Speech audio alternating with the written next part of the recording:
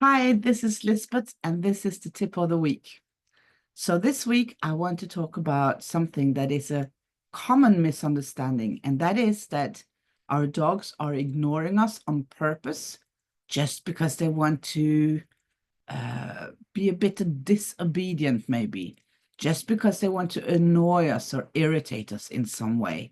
It's something that we think that they do to us on purpose. But it's not actually. There are many different reasons why they are ignoring us when we are talking to them or training them. So, have you ever felt like your dog is ignoring you on purpose? If you have to listen to the next 5 minutes of my talk today. So, a lot of us think that our dogs are stubborn or disobedient, but there is always a reason for ignoring. And the most important thing that we have to think about is that there is very often a lack of understanding. Dogs, they don't speak our language. They're very visual and they have, their own body language, which they use when they're communicating. And they respond to body language. They respond to the tone of voice that we have and the number of repetitions when we're saying whatever we are telling the dog to say. So if they haven't been taught something in a clear way, they simply don't know what we want from them. So very often it's actually our fault. We have to look at what we are doing and, make sure that we actually trained the dog in such a way that we can expect the behavior to happen. So a typical example of this is recall. So we do recalls and we do train recalls when we're walking our dogs on their normal walks. Maybe you have a favorite walk that you do with your dog, but then you take your dog somewhere else where there is a different environment, other people, maybe dogs around, and everything is just different. And the dogs need to learn in different environments. Everything we do with our dogs, they have to learn it in different environments. So you can't expect your dog to listen to your recall if you haven't been training it in different environments. Your dog can be perfectly well doing a recall at home in your garden or where you normally walk your dog in a familiar environment. But when you take your dog to a different environment, and you haven't trained your dog in different environments for a recall, you just can't expect your dog to know what you mean. So, also, we have another couple of reasons why it seems like your dog is ignoring you.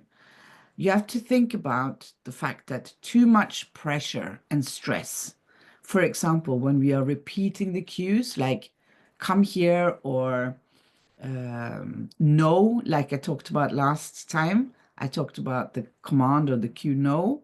When we repeat it and we haven't taught the dog what it means, it doesn't mean anything to them. So when you're doing a recall with your dog and you say come, it doesn't help to say come 10 times. Your dog still doesn't know what to do. So the cue or the command becomes meaningless.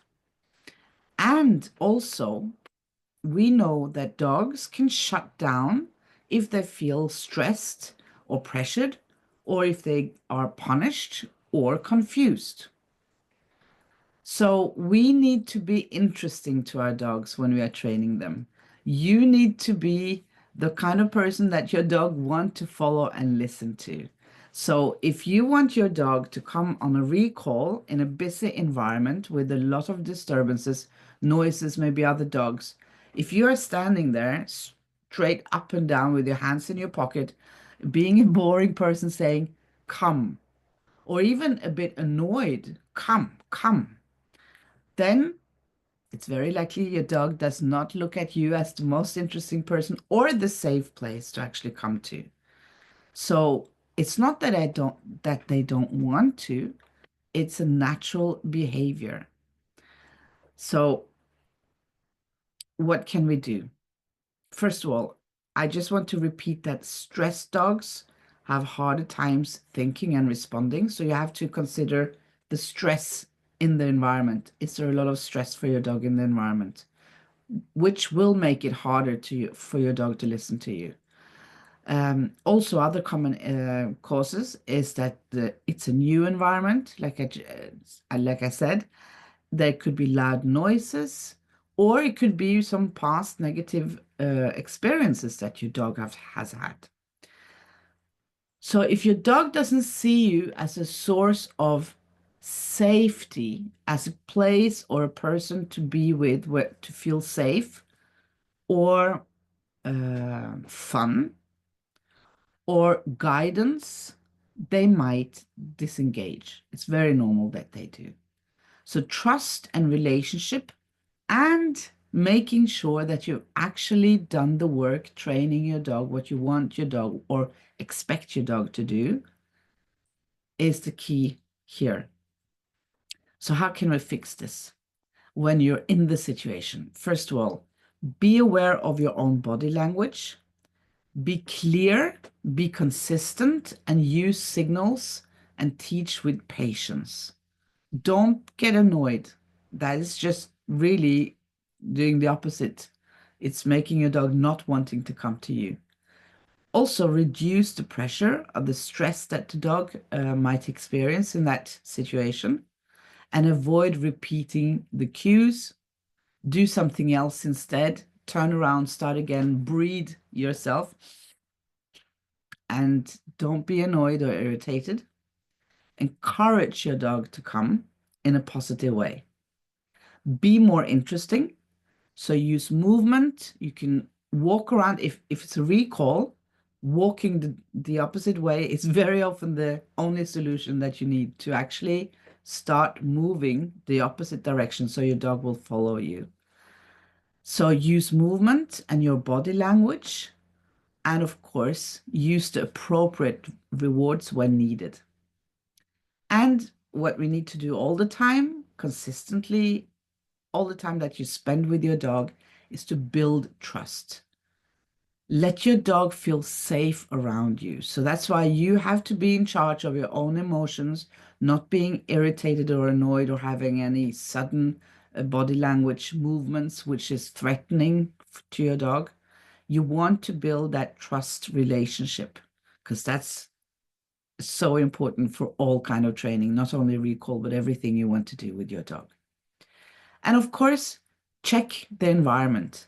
Set up situations where you're training your dog so that your dog is able to succeed. Don't make it too hard. Do step by step. So in the case of recall, start training the recall at home in your own garden or in a place that's very familiar, quiet, not a lot of loud noises or other disturbances.